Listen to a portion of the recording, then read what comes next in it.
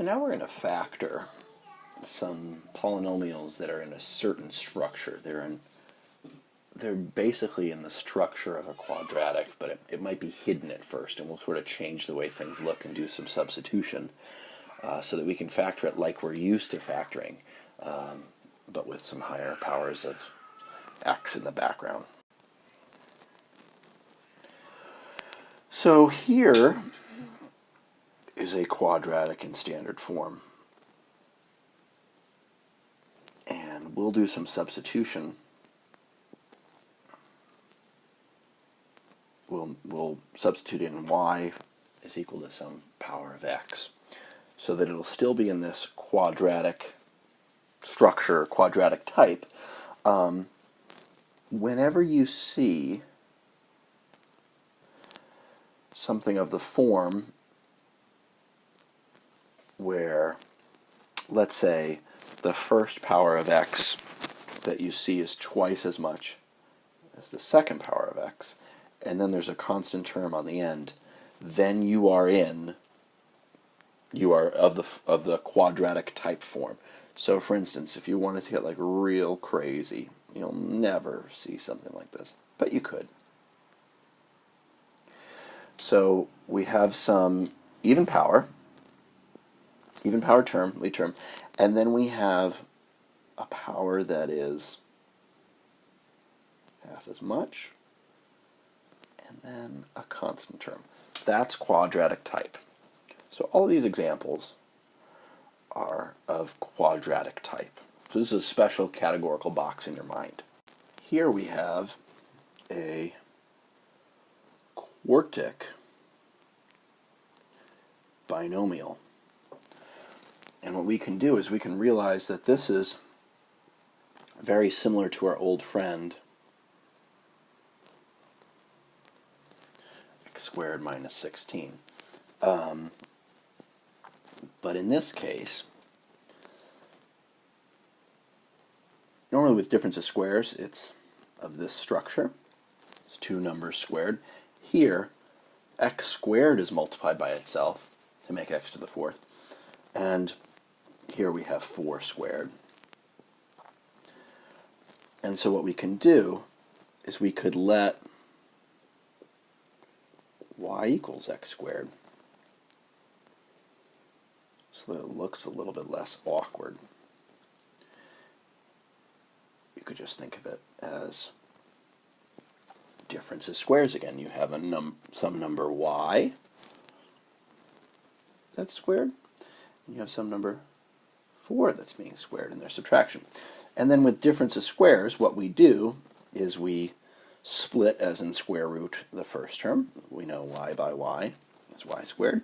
And then we'll square root the second term. And we need 1 to be positive and 1 to be negative. But then we can kind of bring it back to the substitution that we slickly made. And we can call y its other name, x squared.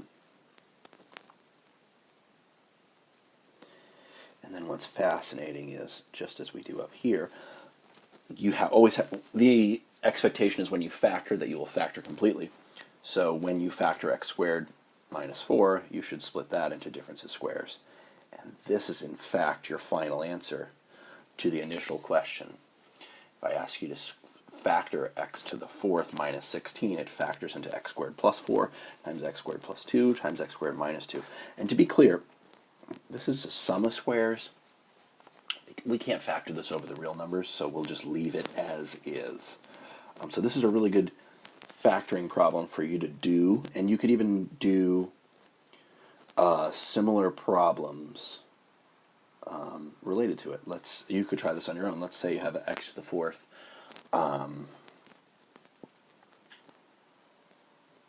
minus 9. This would follow the same structure as the example that we just did. All right?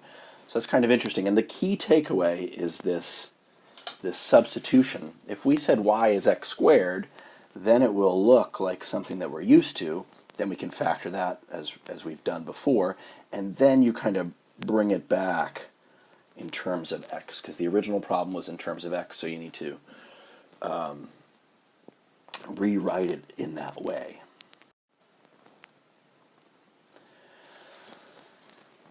So here's a quadratic that we're used to factoring. Here's something that we're not used to factoring. But notice how the lead term, its power of x, is twice as high as the second term, and then there's a constant term on the end. This is in quadratic type form, if you will. So what we can do is do this little substitution. If y is x squared, then x squared squared is x to the fourth, so that's y squared. And then we just have 2y, because x squared's other name is just going to be y. And then we can factor like we're used to. And then, as I mentioned in the earlier problem, we're going to bring it back. Y's other name, this is like substitution, y's other name is x squared. And then look, we have difference of squares right there. We need to break that down further.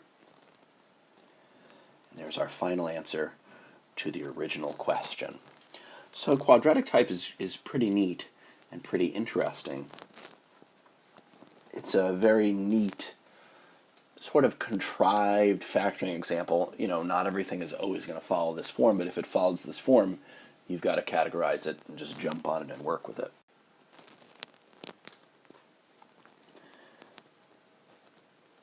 Identify the set of all real roots.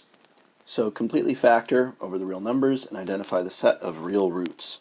Well, what's very interesting is every single example here is of that quadratic type form. The ay squared plus by plus c. And again, that's after we do some substitution. So to find the real roots, we'll take each expression and we'll turn it into an equation, set it equal to 0, and so on and so forth. I may actually ask you to find all the roots, not just the real ones, and then there'd be imaginary ones as well, so I might go against the directions and do that at least once. But so let's look at our first example. It's in quadratic type.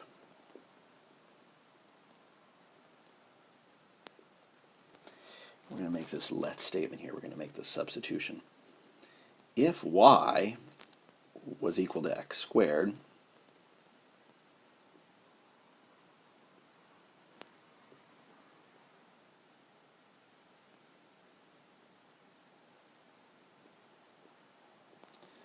then we could rewrite it like so. Y squared minus 12y plus 27. So there's that slick bit of substitution. And then we can factor this like we're used to doing. What adds to negative 12 multiplies to negative 27.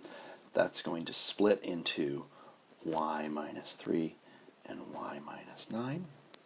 Tremendous. And now we bring it back. We sort of get it back in terms of x. Y is called x squared. Y is called x squared.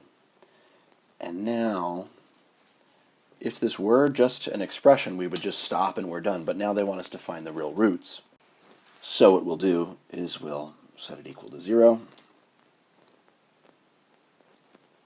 Set each factor equal to 0. Here I'm going to kick over 3. Here I'm going to kick over 9. Watch your sign, square root, square root, square root, square root. Do not forget a plus or minus. X is equal to plus or minus the square root of 3, and x is equal to plus or minus the square root of 9, which is 3. So one interesting factoid, this was a quartic trinomial, so it can have as many as 4 real roots.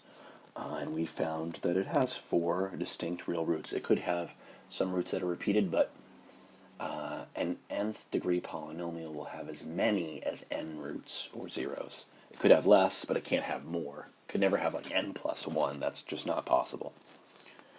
So that's how we factored our first example of quadratic type. Our second example, we have x to the 8th plus 2x to the 4th minus 24. Now, if we let y be x to half of the lead term's power, or half of the degree, we'll be able to hack this down. I guess really, if something's in quadratic type, you'll always let I equal the x to the power of the second term. That's kind of interesting to think about. But now we'll just rewrite it in this structure where the first term is squared, the second term is not, and 24 is just hanging out. So each x to the fourth will substitute in y,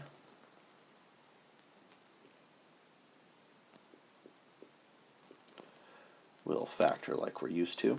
What adds to 1 and multiplies to 1 times negative 24, which is negative 24, that's going to be y plus 6 and y minus 4, and then we'll bring it back.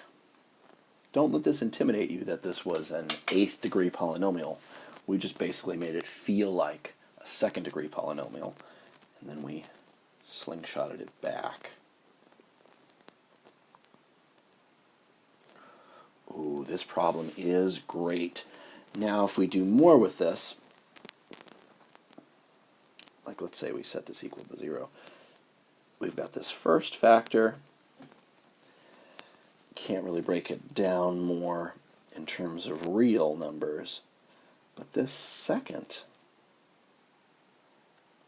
factor is difference of squares again. If we thought of this as x squared and 2 squared, this will follow the same structure as an earlier example where it'll split into x squared plus 2 and x squared minus 2. Now I didn't bother with the y notation there because I needed space, but I think you're probably by now getting the sense of how this all kind of splits up. So now we have to set each of these factors equal to 0. This first term will give us imaginary answers, but then we'll get x equals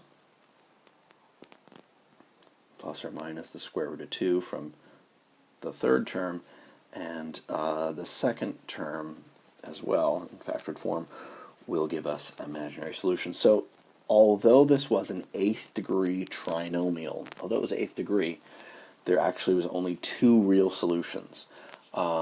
And what I'd like to do is I want to continue on with this problem just to show you what the imaginary solutions are as well. Because I think it's important to see that, because you may be asked to find all solutions. So I'm going against the directions, but kind of modeling what you'll see in the future. So we can set the first term on the previous slide equal to 0, and we can set the second term equal to 0. And let's see why they really are imaginary. Let's work with something we're a little more used to first. We'll subtract 2. We have the quadratic by itself.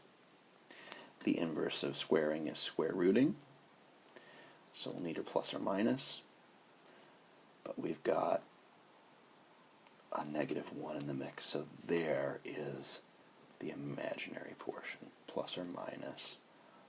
The square root of negative 1 is the artist formerly known as I, the square roots of 2.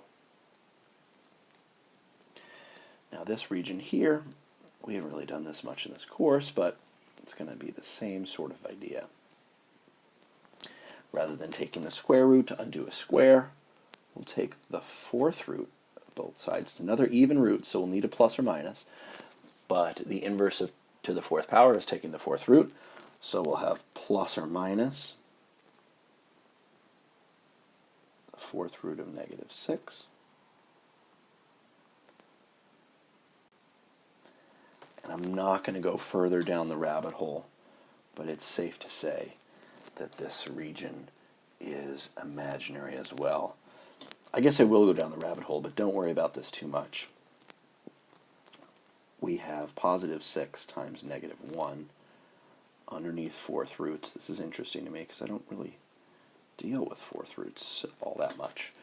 The fourth root of 6 is fine, but the fourth root of negative 1, that's the square root of the square root of negative 1.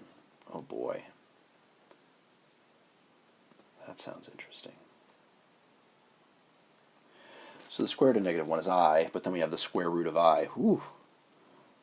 X equals plus or minus the square root of I multiplied by the fourth root of 6. That's just nasty. Don't worry about that so much. Just worry about quadratic type and being able to solve for all of the real and imaginary roots in terms of what we've been doing so far.